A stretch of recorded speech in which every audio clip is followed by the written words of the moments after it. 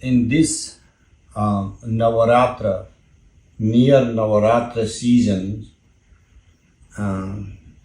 when the idea of some talk came about, I said, let's address on Tripura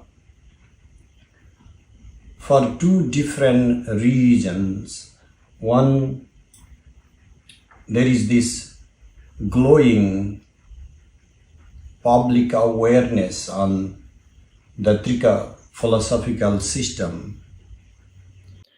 And then next, the public consumption of the form and the name of Tripura, the publicity, even though in the north, mostly the sadhakas are aware of the name Tripura. If you go to the south, Lalita Sahasranama to the southern is like Hanuman Chalisa for the northern.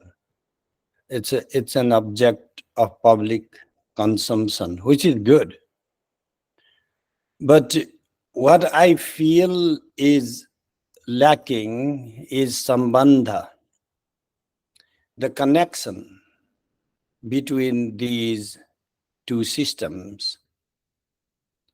Yoginam tu visheshosti sambandhe savadhanata. What is so special about yogis is the attentiveness on connection. Well, that sambandha connection might have been used in a different context. I'm using in this context our yoga, our meditation today is to explore the nexus. If you are interested to deepen your understanding of the philosophy and the meditative practices within the tradition of Tripura, you are most welcome to join the talk series that is soon starting through Vimarsha Foundation. Today, I will just address what I have committed to briefly uncover what I have myself noticed,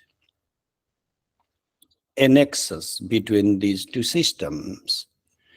And that has been particularly a need of the day, because that is the one thing the public awareness is lacking. Again, when we talk of the Trika, liturgically speaking, if we are talking about the Trika deities, Para, Para, Para, and Apara, or the system of Tripura that integrates so many different divinities, I expect you all to be open-minded and go back to the early Shakta practices, indigenous Shakta practices, before they were composed in any text. You know, even the later texts on Tripura address primarily Karnat Karna Pradeshena Sampraptamavanitale. These teachings have reached to us by means of years, from one year to the next. When some students ask me, what is the reference for this, Guruji?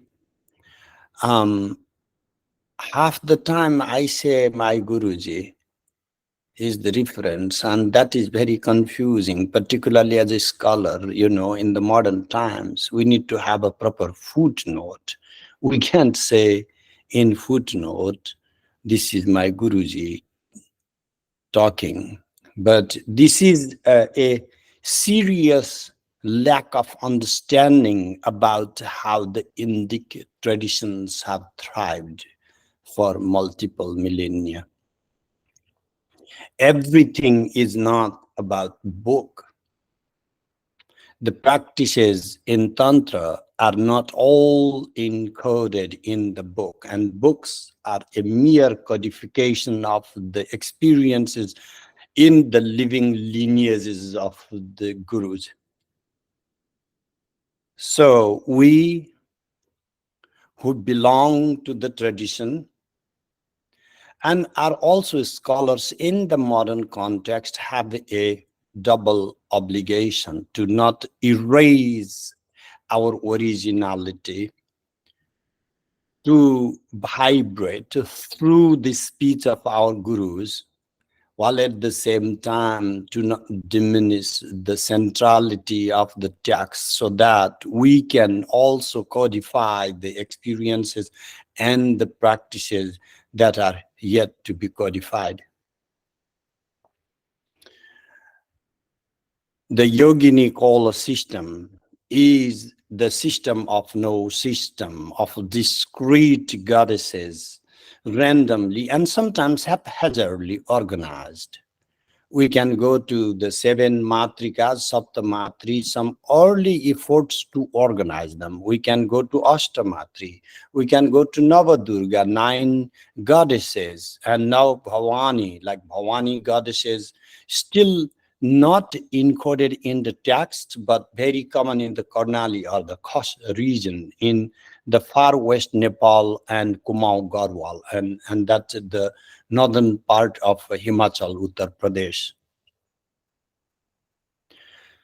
When we go to the encoded systems, we come across the texts of Kubjika that relate to both the systems. We can find within the Kubjika liturgies, the mantras and the visualizations of the Trika deities, such as Para, Para, Para, and Apara, and the consorts, Bhairava, Sadbhava, Ratisekhara, and Navatman on the one hand, and the Kameshwari goddess, who is, of course, central to Tripura system, because Tripura Sundari is invoked as Kameshwari. To tell you that when we as a scholar said these systems have evolved and they were not always the same, for some people who have been practicing these things immediately have reason to be skeptical that what is he talking about? This is my guru said, and this is what I have in the book. You need to be open-minded.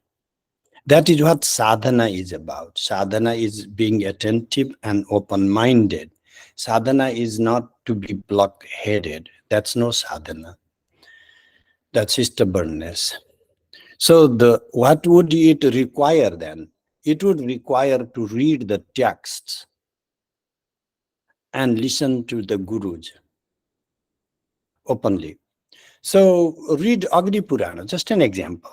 When you read the Agni Purana, you will find that the Nityas are not in any order. Just I'm giving you an example. Like, in the Tripura Sundari system, you have Panchadasa Nityas, 15 these Nityas, and Shodashi Mahatripura Sundari is the 16th Nitya. And if you read the Agni Purana, you will find some of the Nityas randomly described and prescribed for various practices. This allows that the Nityas themselves were integrated in some later times and given within the system of Tripura and subsumed within the system of Tripura. So the same way, at one time, you can see that the different systems, different goddess traditions were subsumed within the system of Kubjika. Within Sarvāmnāya, we have, if in the Western transmission, Kubjika, and the South, Tripura Sundari, we have the Eastern transmission of the Trika deities, which most often are subsumed within Siddhi Lakshmi practices. And then you have the Northern transmission of Kalika, and of course the beginning of Kalika Krama happens with the practice of Siddhi Lakshmi. So these esoteric systems have woven different practices within a singular form of sadhana called Krama Diksha. Anybody who has Shakta Abhisheka or any higher Abhisheka would know that tantric practice is not just to pick up one random deity, chant whatever the mantra you like, and then keep repeating that till you die or go insane. Tantric practice, like any other deeper sadhana, requires a constant and meticulous organization of different philosophies and visualizations within one integral system. And that is why, because most people today who belong to some or other form of Shakti sadhana are growingly unaware of the Krama system. And without Krama, there is no Shakti. Shakti comes, it reveals, manifests through the Krama. Now, next point I would give is the iconic relationship. There are many visualizations, of course, of Tripura Sundari, particularly if you go to Nepal and read or learn the tantric tradition there. You'll find that the mantric system of Tripura itself becomes beyond the Panchadashi, the 15 letter, to Shodashi, the 16 letter, to Dasakuta, Panchakuta, the 5 Kuta Vidyas, to Dasakuta Vidya, to 16 Kuta Vidya. And in that you will have 16 heads of the goddess with 108 arms, a complete Vishwarupa form of the mother Tripura Sundari, within which all the other Amnaya deities are subsumed. This process of subsumption in the Sarvāmnāya system is called samasti, or integration. Without integration, the system of meticulous integration of different practices within the assembled kutas of a deity, you do not have the system of Sarvāmnāya. And when you go to the base, to the original practices, you will come across the fundamental visualization of Parapara and compare that with Tripura Sundari, not just her red hue, but also the weapons and gestures, and you will find a deeper connectivity there. Even the Bhairava, if in the case of Tripura is Kameshwara, the Bhairava for Parapara is Rati Shekhara. You can see a further connection there. Now, one can say that in the context of the Trika, you have the Trishula of the mandala, but that is not the mandala for any of the forms of Tripura Sundari. I give you that, but if you read further manuals from the early times, particularly the way the Trika deities are worshipped within the system of Kubjika, the common yantras or trikona were quite common to substitute the Trishula. So the core idea is the Trinity. The core idea is not whether this is a Trishula or a triangle. And that in the later tantric texts got better represented in the triangle for its closeness and openness, because in the Trishula you have a mere openness of the 3 lines, but in Trikona also they are closed to make a triangle, and that the originality is of the of the mother.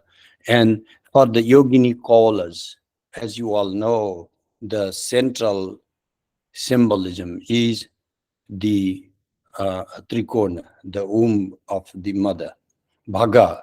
And so you worship Bhagamalini or various forms wherein for the Uttara Kaulas or for all the Yogini Kaulas, the centrality is of the womb is very explicit.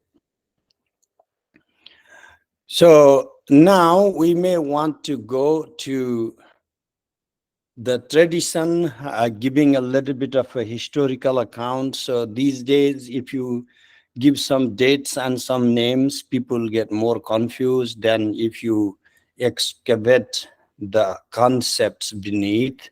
So to throw a few names, you can start from Jairatha, because Jairatha is the best example of the connection between Trika and Tripura Sundari systems. Jairatha gave the most exquisite commentary upon Tripura Sundari. The Vamakeshwari Mata Tippani, his commentary upon the Vamakeshwari Mata, the most original agama within the system of Tripura Sundari. All Parasu Kalparama and other texts are later compared to the original agama of Vamakeshwari Mata. At the same time, you all know Jairatha is also the author of Viveka, the insight, the discriminating insight, Viveka upon the Sri Tantra Aloka, the light on Tantra of Abhinavagupta. By the way, the book has come with extensive notes with translation by Mark Dieskowski. And this is one of the books that you should read if you have even a very flimsy desire to understand Tantra. Because today when people think of Tantra, they just think of some ghoulish people living in cremation ground, or some scary people doing some magic, or some sex rites, and the deeper philosophical and meditative practices have been as if wiped out from public awareness. So today is the time that we popularize Sri Tantra Loka of Abhinavagupta, so people will have a deeper understanding of what Tantra is all about. Now let's go to the philosophical basis of these two systems, which are not two systems, Trika and Tripura Sundari. I'm saying they are integral, a single system, but give a couple more names so that I can convince you how deeply connected they are. Except for Bhaskara Raya, I am not fully convinced that Bhaskara Raya was educated enough on the Trika system. All the other commentators within the system of Tripura Sundari, primarily Amritanandanatha, but other than that, Shivananda and Vidyananda are explicitly referring to various Trika texts. They are exploiting the entire philosophical rubric to elaborate upon the aspects of Tripura Sundari. And without these philosophers, you cannot discover any deeper meaning of Tripura Sundari other than simply the liturgies. In the later times from Kashmir, because when we talk of Trika, we are talking about Kashmir because the most prominent philosophers from Kashmir gave the deeper meaning of the Trika system. And in the later times, you can read Sahib Kaul, for example. Sahib Kaul was the one of the prominent tantrikas in the later times, and his manuals that are yet to be edited are on Tripura Sundari practice. Yes, Saib was the foremost practitioner from Kashmir, and his practices actually were of Tripura Sundari. And you can see that Swami Lakshmanju also has given commentary on Panchastavi, the 5 central hymns within the system of Tripura Sundari. Therefore, this is not something I am speaking out of the lineage. The central philosophies, number one, pure monism. In both the systems of Tripura Sundari and in the Trika, it's absolute monism. I'm not calling it non-dualism, a singularity of the absolute that permeates everything, and everything is an emanation, expression, abhivyakti of a singular entity. The stress in the Trika is a Paramashiva,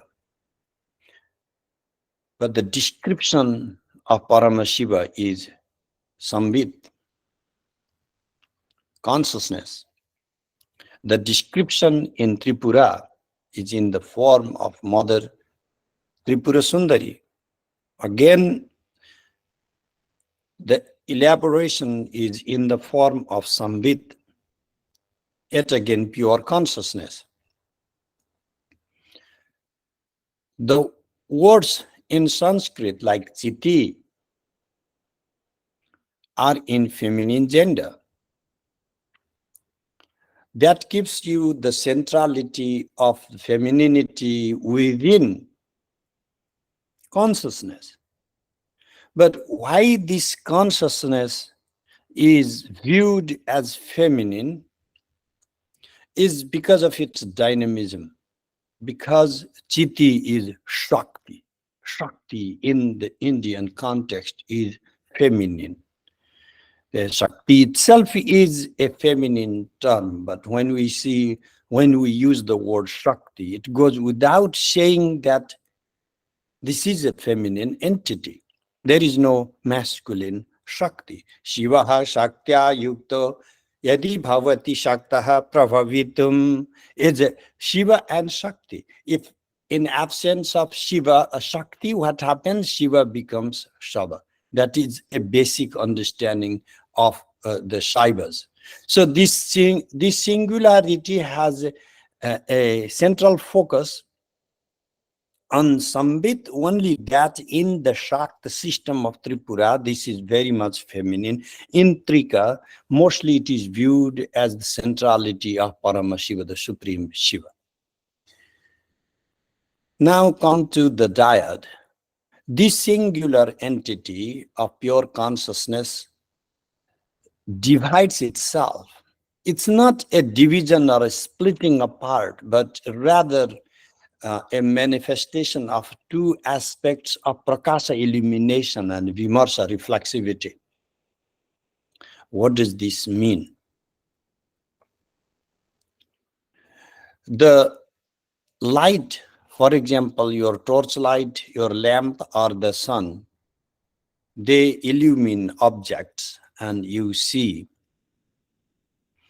but they do not appropriate what they reveal.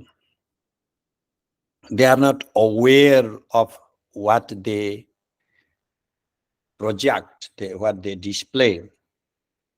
You as a conscious subject not only have the revelation of objects to you, you also appropriate, you also ascertain, and you make a judgment. You have judgmental knowledge of the object as object. That is the role of Vimarsha. So this Prakasha, pure illumination from the tantric perspective is not enough. This Prakasha also needs to have Vimarsha. But this is, while interpreted as two different entities as if Shiva and Shakti, Prakasha and Vimarsha, dyadic structure. This does not impose Dvaita, duality. Because there is no Prakasha without Vimarsha, there is no Vimarsha without Prakasha. And this is described in the system of Tripura as the goddess Vimarsha Shakti, as Tripura Sundari, within embrace of Kameshwara, Kameshwaranka Nilaya, sitting in the embrace of Kameshwara in the white color, having Tripura Sundari on his lap as Kameshwari. So this Lauhityam, the redness, why is the goddess depicted as red? If you read Bhavana Upanishad, then you will see Lauhityam as Vimarsha. Then this very reflexivity is what is depicted by the red hue. Now, the need for us to read the philosophical system is so pivotal that without these, we are turning into some idolaters, not understanding that the whole iconography is a language. As I try to address very basic aspects in language of images and in tantric visual culture, the two books I have written to address aspects of visualization. The third step would be I can describe in the triadic structure. There are many triadic structures. The first is the central triadic structure of volition, cognition and action, Ichha, Jnana and Kriya. The very pure luminous consciousness is integral with volition. The urgency to unfold itself in plurality into the manifold, to appropriate its own being a luminous body, jnana, and to have that dynamism to express its exuberance. And this surge of singularity into the manifold is what we describe in terms of abhasa, manifestation, or pratibimba, reflexivity. This mirroring is a metaphor of simulations. This mirroring is a metaphor of also multiplication. In here, simulation and multiplication do not make a difference, because what we are calling as simulated manifold is not an illusory expression, but the very expression, articulation of the intrinsic forces that constitute the singular entity of your being consciousness, Parama Shiva, which is identical to Sambit or Tripura Sundari. The next triadic structure would be that of the we're based on the dyad of Desha, time, and Kala. The first, based on time, we have Varna, the phonemes, Pada, the words, and Mantra. And then based on space, we have Kala, the 5 aspects like Nivritti, Pratishtha, Vidya, Shanta, and Shantatita. We have 36 tattvas, and we have bhuvanas, and bhuvanas are different in different systems, whether you consider 118 or 224 or whatsoever number of bhuvanas, and the bhuvanas vary based on your a deepening of visualization practices within your own body, because the entire realms of existence are integral to your own body system. Your body is complete mirror image of the totality, and within your body are all these aspects of 6 categories called Sad Advan, and this is again central to both the system of Tripura Sundari as well as the Trika. Now, when we are calling the aspects of singularity in the dyadic expression unfolding in the form of the triadic structure of volition, cognition, and action. Then we are asked what is the balance of this expressed world and the cause, the transcendent. We find the central terminology within the Trika system itself, particularly if you read the vocabulary of Kshemaraja. Of course, you can find in earlier, like Abhinava Gupta's works itself. But some people look down upon the great contribution of Kshemaraja, but without Kshemaraja, we have no means of understanding some of these deep philosophical foundational concepts. The core concept I'm trying to extract here is the words Vishwatirna and Vishwamaya. Vishwa, the totality, the collectivity; Uttirna, transcending, like the beyond the world; and Vishwamaya, comprised of the totality. So what is Bhairava? What is fullness like? This fullness, Purnata, is like Vishwatirna and Vishwamaya. It is both. It is not transcendent of the manifest world and not immanent only being within this world. It is both, that it has both the aspects of transcending the manifest world and then incorporating the totality. In the monastic systems, this is not something very ingenious. Some of you who are deeply interested in Shakta system but not interested in Vedic system, today we have that type of interest groups. You will be dismayed to know that this concept goes as early as the Rig Veda. Padosya Vishwabhutani Tripadasya Mritandivi Tripadurtha Uday Puruhaha Padosya Bhavat Punaha.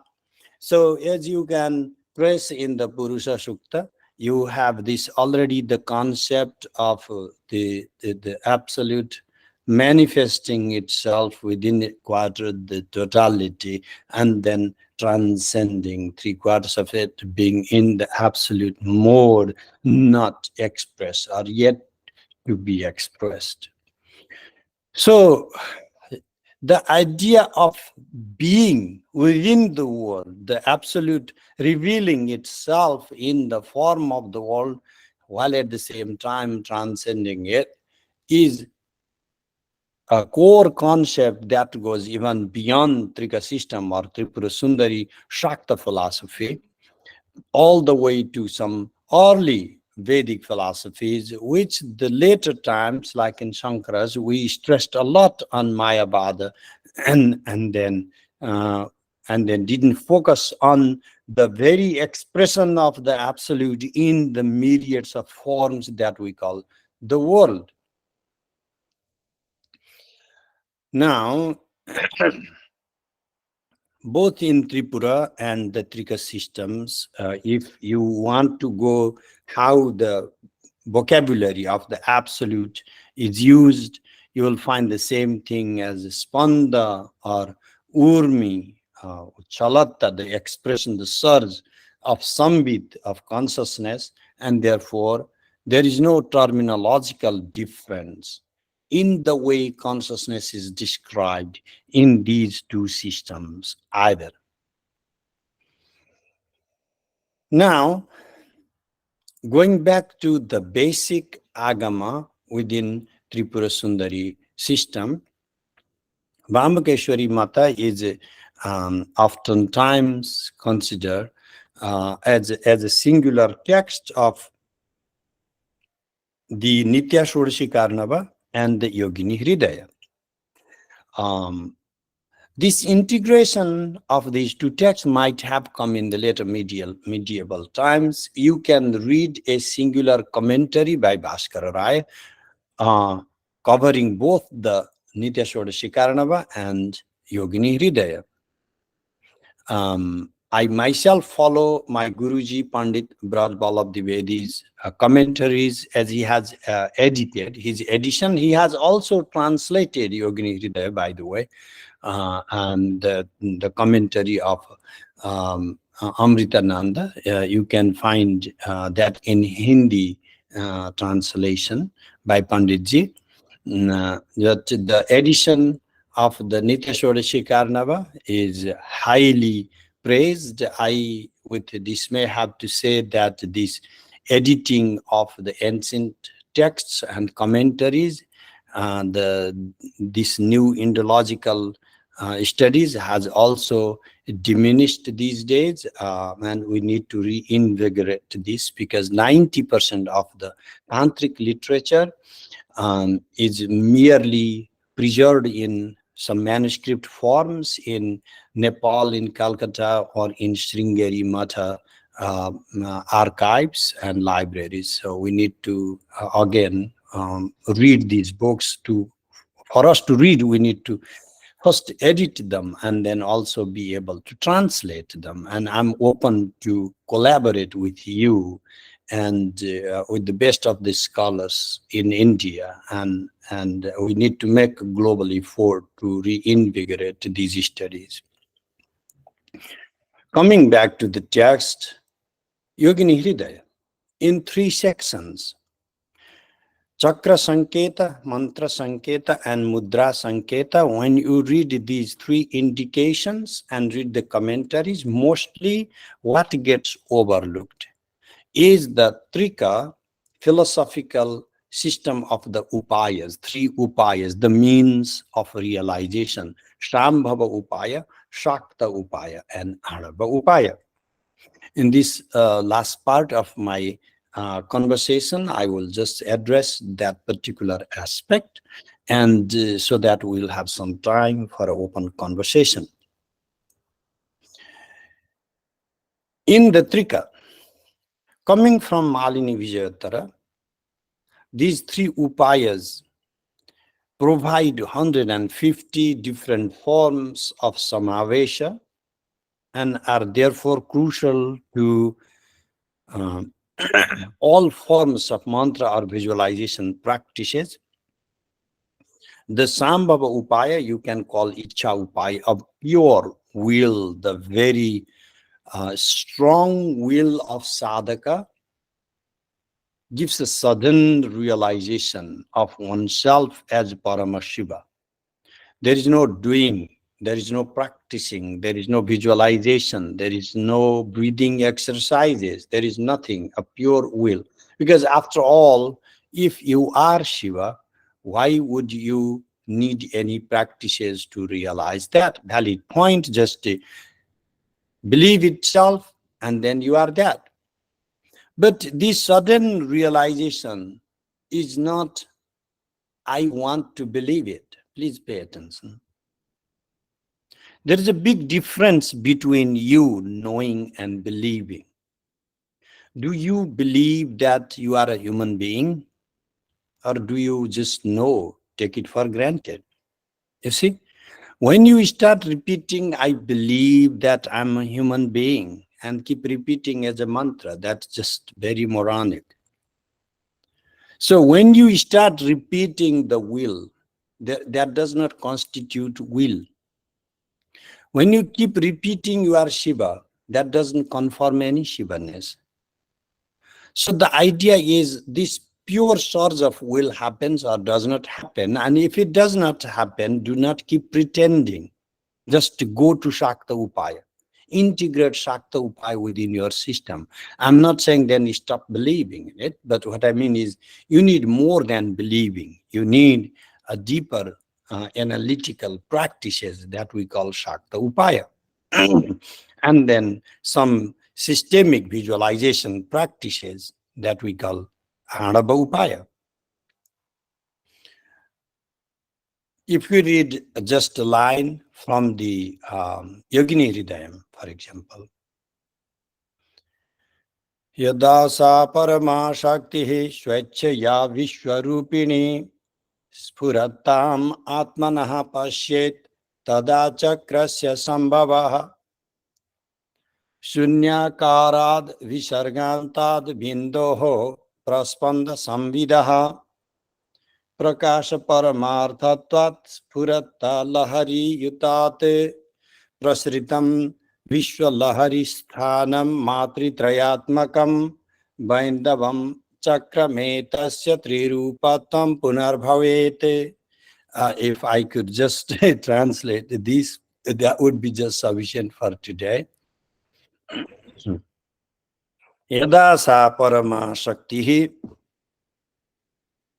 the absolute Shakti, Swetchaya Vishwarupini, when with her own will manifests in the form of the world, Spuratam Atmanaha Pashyet, she sees Pashyet, but she actualizes her own expression, Spurata, pulsation, blossoming. Tada chakrasya sambhava, then there is the manifestation of chakra. Chakra is a better term than yantra or mandala because its chakra has many meanings. Vikasati, chakati, krintati, karoti. So that what blossoms, that what removes all the other obstacles unintended in the course of visualization, that which shines, that which actualizes, materializes. So all these aspects come into being when that the absolute has the surge of will to unfold into the manifold. Shunyakarad visargantad bindoho praspanda sambitaha. Sunyakara, shunyachakara. So this is both the empty of forms and at the same time akara, the first phoneme A. That is why the first phoneme Anuttara is the absolute, both the transcendent A iti Shiva, and at the same time the first manifest form, the speech. So with A is metaphoric position describing the speech. So the absolute Parasambit manifests as speech, vak, and you can read that in the writings of Bhartrihari. In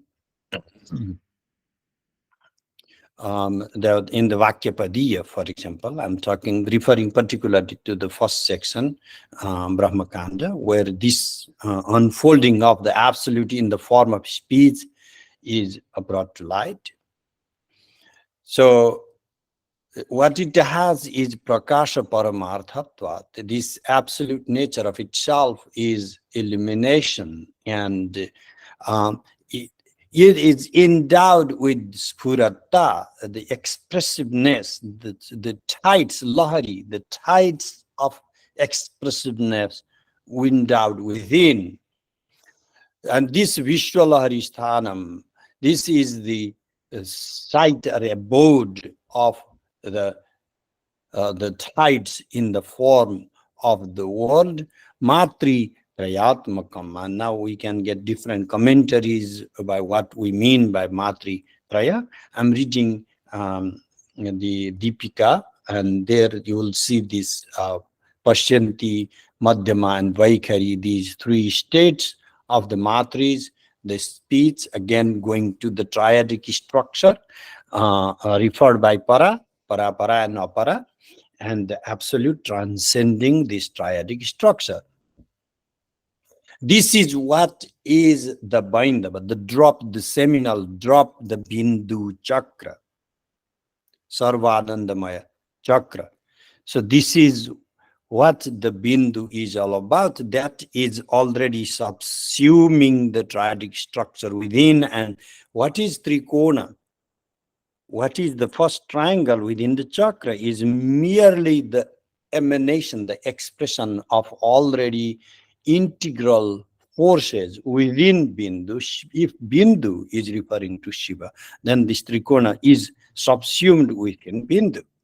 And this in the liturgies you can find in the Sarvāmnāya of going, worshipping beyond the point of a chakra in the form of the internal Trikona, and going even beyond that, and then worshipping, visualizing the Shambhava practices in the Shatkona, in the hexagon form that you can only visualize. You cannot ever draw any yantra of a drop, and within, inside of the singular drop, a trikona, and inside the trikona having hexagons. That's not generally how you draw a yantra. So this is the transcendence and immanence of the pure consciousness to unfold and envelop both the world, the manifest form, and the speech that expresses the manifest form.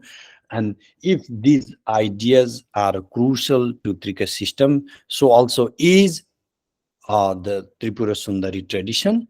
And then the Upaya system brings this to light, brings this to centrality. And Yogini Hridaya is, I would say, the best text to address the first by means of the chakras, the sudden surge. And that is why I'm calling it Shambhav, by means of mantra, where the manana, mantra, the primacy of mantra is manana. And manana itself is about a meticulous organization and purification of thought, and going from the most external gross states of consciousness to more and more subtle states. And that is what is a focus in the Shakta Upaya. And then in the Mudra Sanketa, in the gestures, we have the corporeality. We express in distinguished forms these different corporeal expressions, the Kriya Shakti, and this is the aspect of Andava Upaya. Therefore, this expression of three Upayas is integral to the commentarial system within Yogini Hridaya, the most fundamental text in the practice of Tripura Sundari. Therefore, we have to read these two not as two separate systems in the practices and liturgies, but also in the philosophical systems. And they are always integrally evolving. And yes, the focus in Tripura Sundari tradition is on Shakti, and in the Trika, more focus is in Parama Shiva. But if you read the way the Bhairava is expressed, described in the Trika, and how Tripura Sundari is described in the Shakta text, it is exactly identical. And therefore, rather than focusing on some gendered aspects of the divine, we should read the deeper connotation of what these gendered expressions actually are referring to.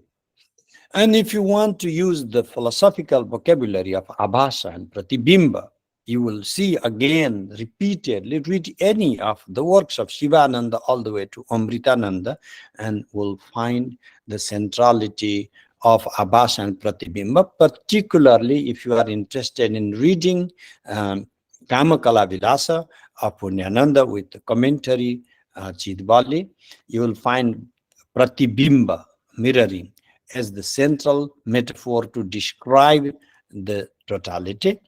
And therefore, I would just like to stop at this point so that we get little time to have conversation, believing that there's still some time left.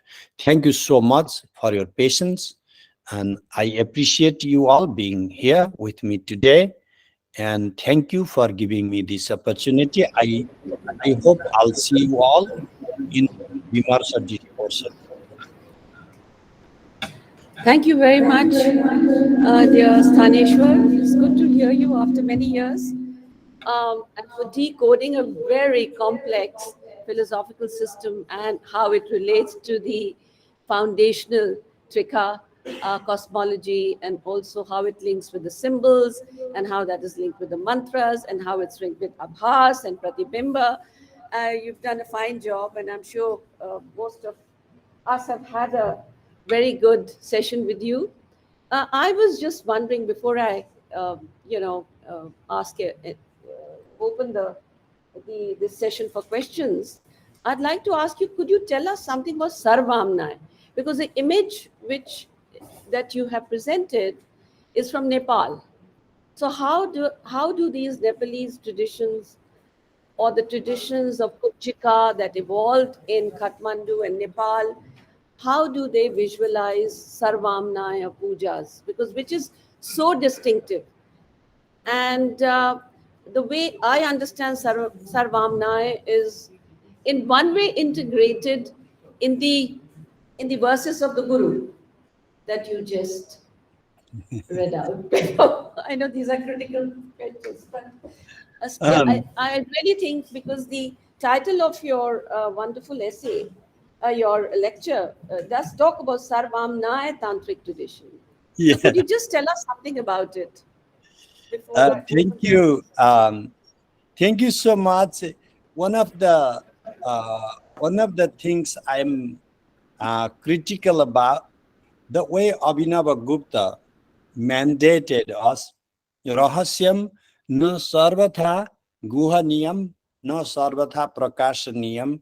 So meaning these esoteric traditions should not be kept completely hidden and should never be completely revealed. So when people say, I understand Abhinava Gupta, that makes me laughing. But when we say, I don't understand Abhinava Gupta, then it means he's not reading enough. So the idea is there is some revelation, but some is still hidden. So this Sarvāmnāya, one of the things is the meticulous effort they are making, these practitioners, to completely hide from the public. That is not how we are supposed to live. But also, I understand that these things should not be completely revealed to the layman either. But the way I have some of the things my students have assembled in the Vimarsha Foundation website about Introduction to Sarvāmnāya. I request all of you to go there and see. But how it works in just brief 1 minute, if I may, that fundamentally, when people go to do some practices, let's go Kali Sadhana, and people might go, if they are lucky, then they might get initiation of Adya and Shyama and Dakshina. Otherwise, people are picking some 22, like a Bija, 22 Akshara mantra right away and then just starting. That is not how Sarvāmnāya works. In the Sarvāmnāya, because the goddess is singular, all the goddesses are her very manifestations. It is not that there are some kind of completely different women in some neighbors' houses, like many people imagine, like Siddhi Lakshmi belongs to Lakshmi being Narayana, and then Kali belongs to Shiva and something. Nobody belongs to nobody.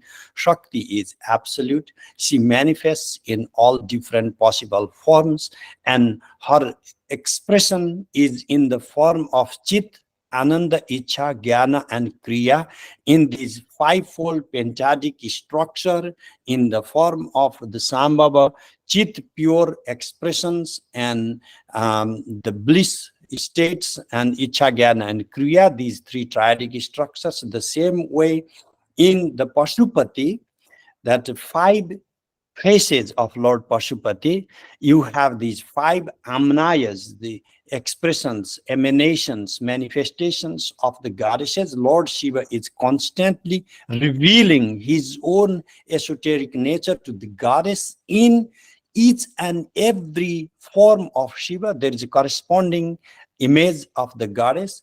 And so whatever is revealed by Ishana is not what is revealed by Sadyojata, but it is not that one is subordinate to the next. And without understanding the totality, one is not understanding Tantra.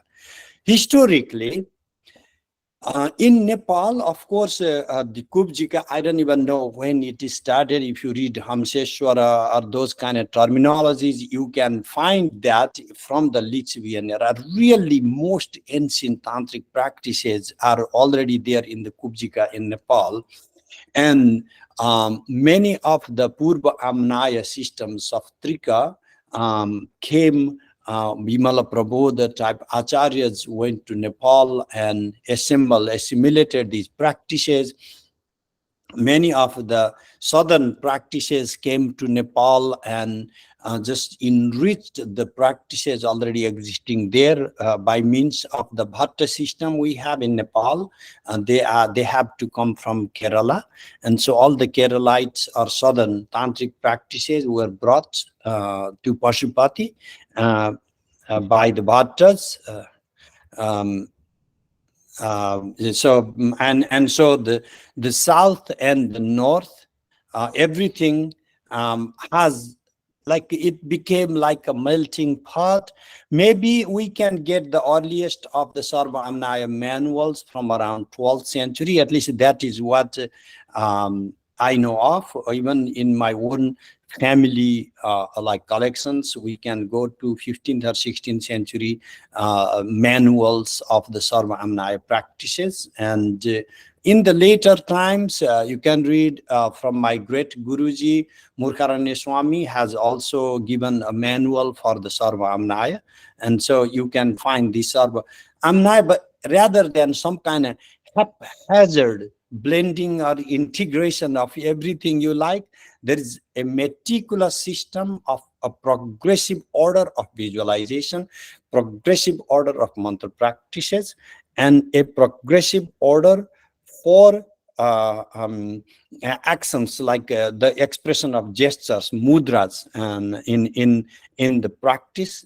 So Sarvāmnāya is not like everything goes around kind of haphazard system. Sarvāmnāya is like there is a totality of the Amnayas being revealed by Shiva as an integral body of Shiva himself, and Shiva reveals his true nature to Shakti in various forms, and so there is an order.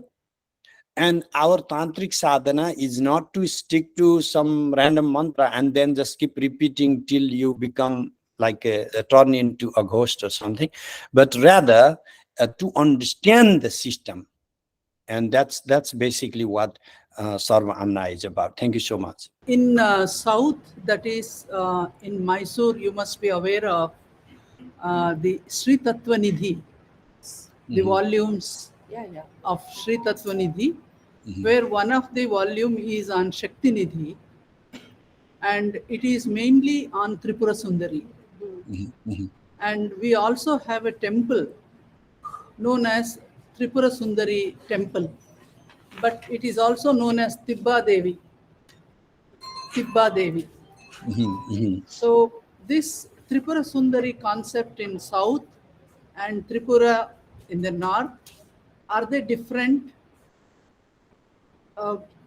Because as you mentioned, Lalita Sahasranama and Saundarya Lahari is so familiar, every household will be singing in the evenings in South. We all chant that. So it's always in my mind that, how they are different. No, I think that our focus should be in deepening understanding rather than focusing on if they are different. Let me tell you why. Modern academic scholarship teaches us to discover differences. This is, if you write a book and this is very different from that, that's very scholarly work. And this type of concept is pretty Western, and this type of concept didn't exist in India. And some Indologists taught us that to be a scholar is about to decide how they are very different. And I'm not therefore giving like a counter way of reading, but these are just some meaningless efforts to create something that doesn't exist there. I had this auspicious occasion to be in Mysore last December. And I was told by my friends, some of them are here, that how this Mysore is actually Mahishasura, and then the goddess up on the hill, Chandi, Chamundeshwari, is the one who subdues demon Mahishasura. Any tantric practice that does not recognize the centrality of Mother Chamundeshwari is not a tantric practice. This is just a sort of a tumor rooting on a tree, and not a tree itself. You know, you have the semblance of practice, and then the other thing is the practice itself. The practice itself is grounded as the mother's, this temple itself, as you can see, the Trikona, the heightened, and the goddess being at its peak, the Chamundeshwari. And that is what it is in Nepal also, the centrality of Chamunda. And that is in which way we can connect to Mysore and Nepal in the practice, what we are coming soon to. For every Shakta, there is no more auspicious time than the Navaratra. And what do we do in Navaratra? We repeat Chandi practices. And then there is no Tripura Sundari thing in the Chandi, you know. So therefore, all the Shakta forms ultimately go back to Ekai Vaham Jagat Yatra, Ditiya Ka Mama Para Pashaita Dushta Mayeva Vishantyo Mad Vibhutaya. Ekai Vasi Tada Ambika, who was left there is Ambika, Mother Chamundeshwari. Therefore, if we want to go to the root of Shakta practices, let's surrender to, I am so happy that you are from Mysore, the most auspicious of all the Shakta centers. And I had this total mother's grace when I was there. And sometimes I just cannot pretend to be a scholar when we are visiting these Shakta Pithas. And sorry if I'm carried away, but I must give you an example of 3 people I had invited to go to on most ancient Shiva temple, Adeshwara, with the iconography from 3rd century, you know, like the inscriptions from 3rd century. And then I had 2 friends. I took them, big scholar. One started with his measuring tape literally to measure the Shiva Linga. And another guy just didn't even bother to go to do pranam, and then immediately rushed to see these inscriptions, and he started taking photos with his fancy cameras of the the ancient inscriptions. And I think that for us today, we are told that if you go with your inchi tape or with cameras to take photos, you are a scholar type, and those who surrender are the stupid people. They are the devotees type. Okay, I rather prefer to be the stubborn type and surrender to the absolute, because only in the context of the divine, the sacred, that whatever the height of the temple and the Shiva Linga, I'm not saying those other things are meaningless. I'm not saying don't read inscriptions, but all these so-called intellectual exercises are meaningful if we surrender to the center, that is the self, and therefore surrender to Mahishasura Mardini, and then all the Tripura, everything will be revealed. Thank you so much.